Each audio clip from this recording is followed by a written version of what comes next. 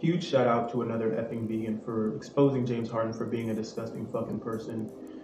As we know, James Harden became a board member of Saks Fifth Avenue a couple years back, which means that he's making money from promoting their clothing, which is why he's wearing their clothing to games, because when these photographers take pictures of him, obviously the outfits that he's wearing is going to get promoted, and he's getting paid through Saks Fifth Avenue. But that's not the issue here. The issue is the fact that these clothes that he's wearing came from the suffering of animals.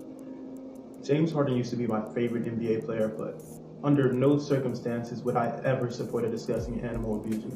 So the shoes and matching jacket that he's wearing here that go for thousands each, keep in mind what these clothes have to offer are not even remotely close to being this price, but insecure celebrities often pay thousands of dollars for clothing items that are not even worth that price just because they want to look more rich than regular people and they want to stand out in some sort of way.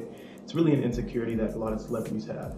Regardless, some of the disgusting methods of obtaining sheep wool include sheep dipping. The industry dipped sheep into literal chemicals and submerged entire sheep into chemicals in order to remove parasites from the fur.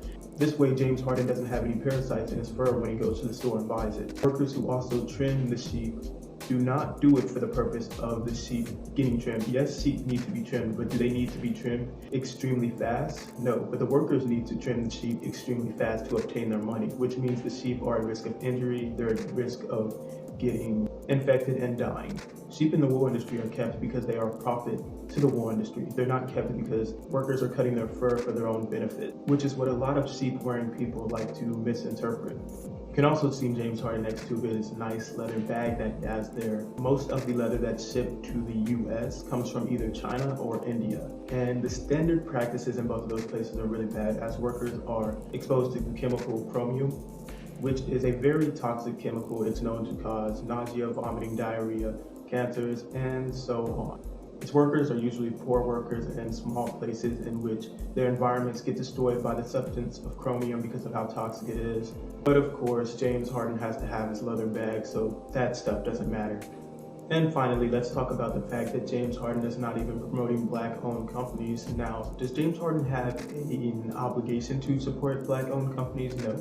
But you figured he would do that instead of trying to get all of these thousands of dollars, in which these clothings are not even worth, going into the hands of some white man. I know it sounds harsh when you put it that way, but simply put, these clothes are not worth that much, and even if they were, does it really deserve to be going to some, well, let's just say some guys whose ancestors were probably enslaving your ancestors? If you're going to make millions and millions of dollars as a Black person, at least keep those millions and millions of dollars in our own community instead of giving it back out into the white community.